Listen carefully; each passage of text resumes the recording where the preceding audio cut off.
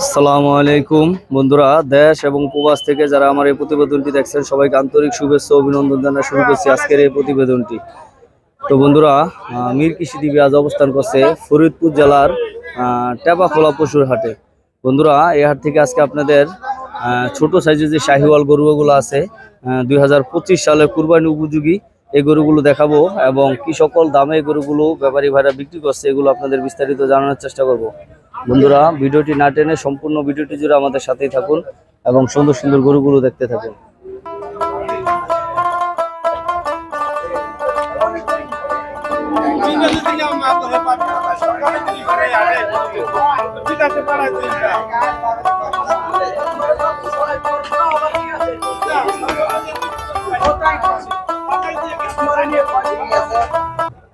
ভাই আসসালামু আলাইকুম, কয়টা আনছেন আজকে?